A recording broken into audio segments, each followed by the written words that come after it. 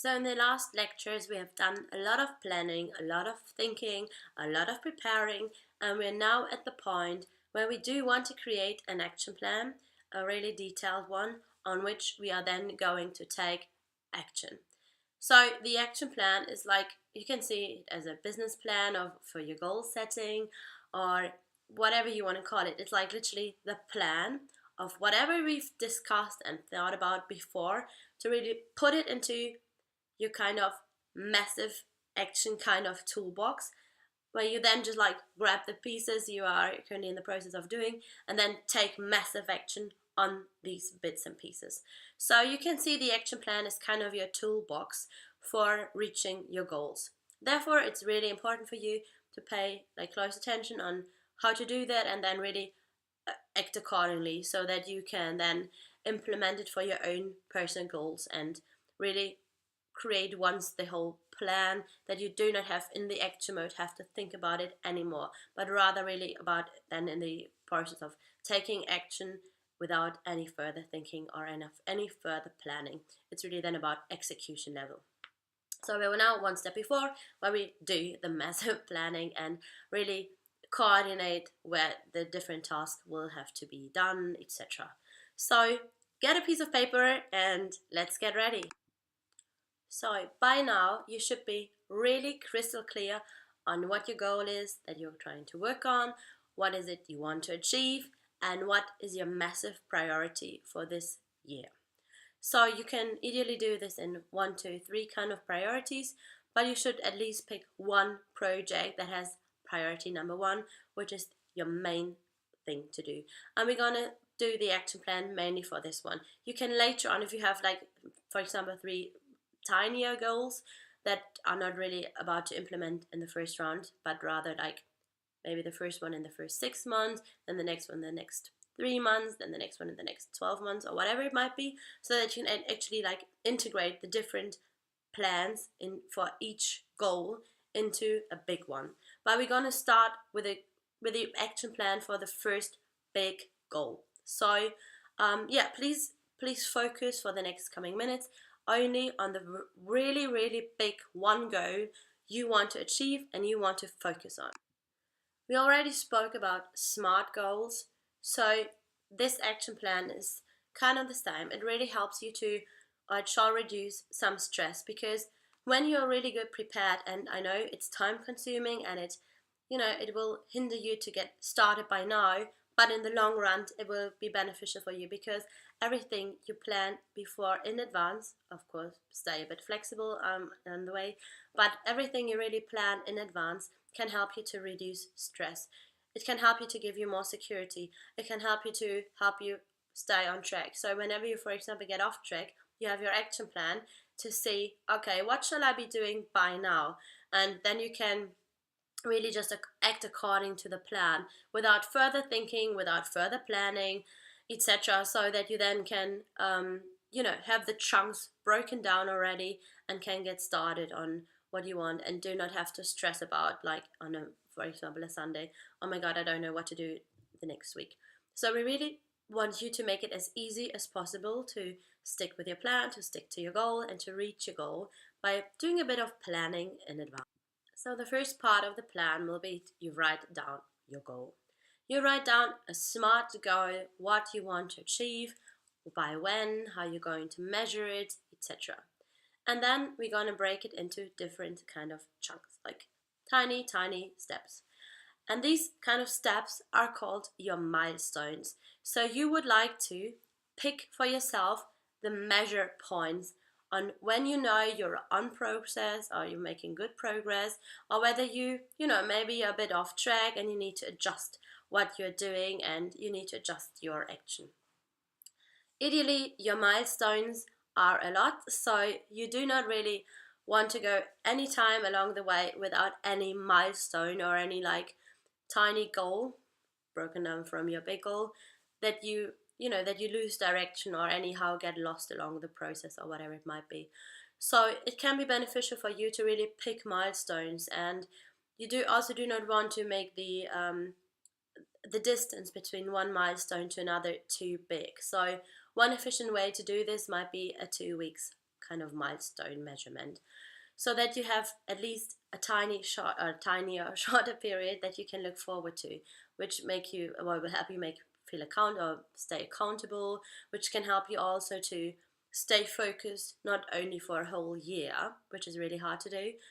Again, we want to do it as easy as possible for you, but to only stay focused for 1 week, for 2 weeks, for a couple of days, or whatever it might be, so that you know, okay, I'm going to start a new goal or a new milestone, and I'm going to celebrate my wins on the old one, and then I'm working towards the new milestone, so that at the end of the day, I have reached my goal.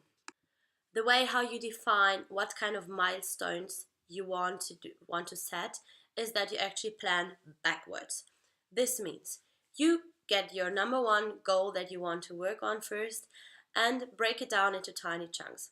So, for example, if you say, I want to lose 10 kilograms by exactly today, 365 days later, you then write it down. We already defined earlier how many grams per month you should be losing to keeping the progress.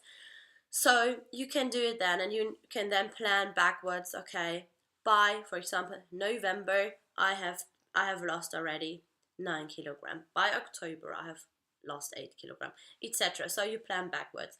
It won't be like a straight process. It might be more like a roller coaster where you maybe lose a lot more weight in the beginning because you might lose some water. Then if you go regularly to the gym, you might gain a bit of weight because you might have gained some weights, etc. So you really want to plan for all these kind of circumstances, for these kind of opportunities that could happen. So please plan backwards and really think through what you need to be doing every month to really reach your goals.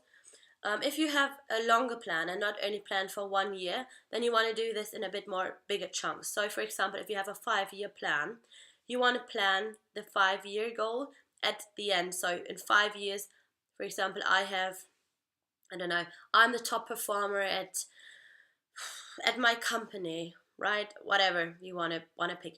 So then by year 4, what do I need to have accomplished? By year 3, by year 2, and then the last year, you're going to plan really backwards on a monthly basis, so that you make it as clear as possible for you what you need to be doing, but that you also stay flexible enough in case things just turn out differently, or maybe your goal's going to change, or maybe you move to another country.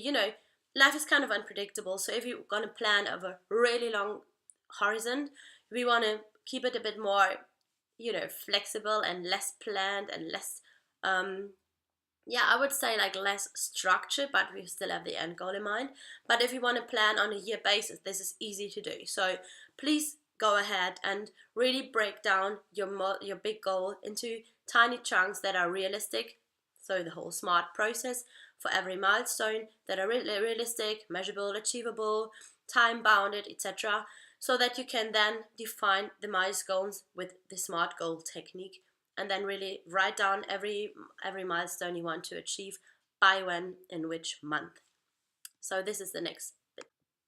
If you have in between your milestone, or if you have in between your kind of SMART goal, you have your part goal you want to reach to accomplish the big one. If you have bigger tasks, then also please go ahead and break them into SMART chunks. So for example, if you say, I'm going to change my eating habit of having a green smoothie every morning. So you will have a grocery list, you want to prepare the smoothie, you want to get some recipes, etc., etc. So you really want to break down everything you need to be doing in smaller chunks, so that you don't get to the point where you have the massive hurdle of a massive task to be doing. So it's easier for you to really do the things when they're as small and as easy as possible. We have already spoken about this a lot of times. So please do yourself this favor and keep doing smaller bits of pieces, so that you have like more success along the way. If you're a person who's like, oh, I don't really care, I want to do it all at once, that's fine. If you know yourself the best, if you can handle that, please do so. For a lot of people, it will be easier if they can break big chunks into tiny pieces and just like keep working on these goals. And in case you realize in this way that your goal is maybe a bit too ambitious for a year, you will probably realize this while you're planning out your milestones as well as your tasks that you need to be doing to reach the milestone and then to reach the goal. Do yourself the favor and give yourself a bit longer time. It's easier for you when you stay motivated along the track and see like an ongoing progress rather than just having like an amazing motivation in the beginning and then crash totally and don't be doing anything and go back to your old behaviors. So yeah, please do yourself a favor and take full responsibility for your planning process. We're all grown-up people, so I think we all can be take on responsibility for our lives. So please do yourself the favor and prioritize yourself first and prioritize your goal as well. But also be kind and love yourself and really keep attention on what is possible for you without totally be freaked out, without totally be stressed out. You are going to do this to have a better choice or to have a better change in your life or to change for the better. You do not want to be doing this to be like just like really stressed and be overwhelmed or anything like this. So all the planning process shall really help you to make your life easier, to make the planning easier, to make the goal reaching easier. And please treat the whole process like this. Do not do things that are like just too overwhelming, because we are not going there anywhere with this. And I mean, as I said already before, this is your goal, so you are the only person who's important for in the process. So if your goal is to lose some weight, you don't have to even to tell anyone what your goal is. So it's really make a promise to yourself, but you're the only person. If you say, okay, this is just like not possible, maybe even sometimes we get injured so we can't go to the gym, or whatever it might be, life is unpredictable. So please stay accountable for yourself, but don't stress yourself out too much. Be as kind to yourself as you would be to a good friend. It's just like really about making your life easier. You're doing this for yourself. You're doing this probably for fun. You're doing this because you really want it. So don't make it a really hard process. Make it just a fun one so that you actually have the opportunity to enjoy the journey and have fun along the way. Another important bit is, or another important part of your goal setting and planning process, is that you make it time bounded. That you don't just write a to-do list of what you have to be doing, but that you also write down by when are you going to have accomplished this, so that you actually force yourself into the habit of doing things. Brian Tracy has written a really great book which is called Eat That Frog. And Eat the Frog is actually about being like more productive during the day. And he says like the 3 most ugliest tasks you really hate doing, you should be doing first. First thing in the morning, eat the ugly frogs. And then after this, you will feel amazing because you have done the worst chunks ever. And you can then just like do all the fun bits. I mean, this is something you can consider if you if you like the challenge and like a bit of a push. If you can't do that, if you can't eat the frogs as a whole, then please feel free to break them down into tinier pieces. But you are really about to change your life. You want to be accountable for yourself.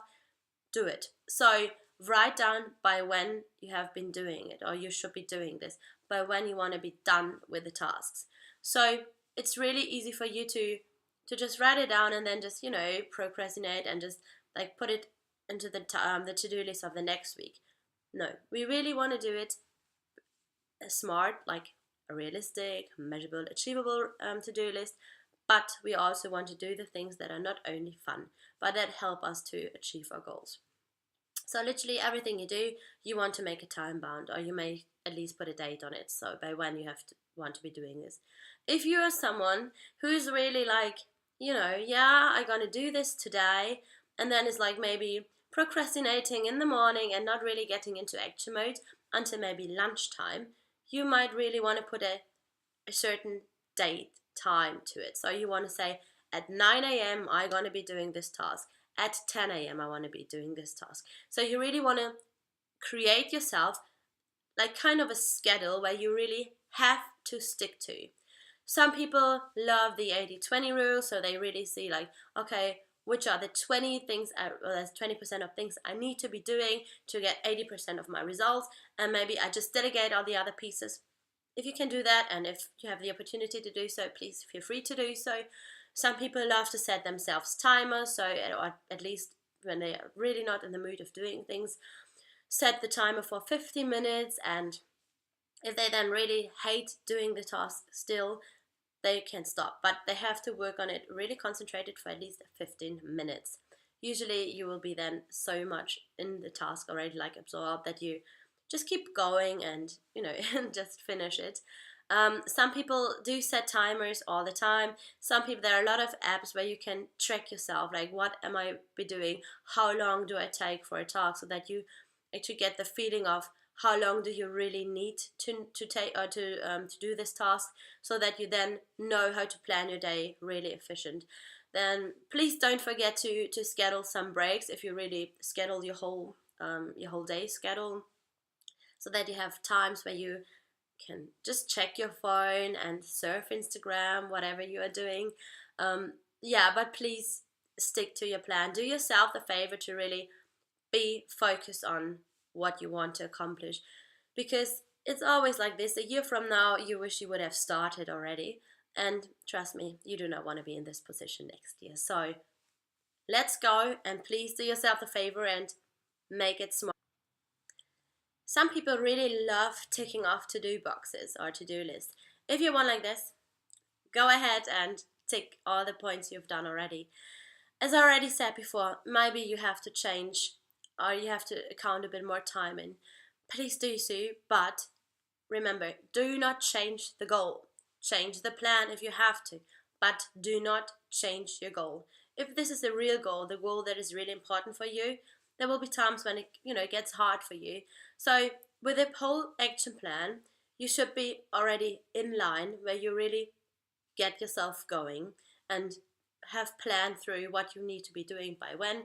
You can do this on a weekly basis, where you really go over your plan again and make a plan for the week, make a plan for the day, whatever it might be. So the thing is, you need to find a way which is really working for you. So for example, some people really love to grab a cup of coffee on a Sunday and just have a bit of me time, where they really think about what is the upcoming week, what shall I be doing. Some people love to do it on a Friday. Some people, it depends on your goal, I guess, and also on your personality. But it can be really beneficial for you to get into the habit of planning and to really setting goals.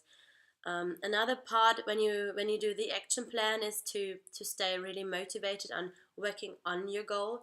It can also be that you kind of create a routine for you, where you sit down in the morning and write down all your goals.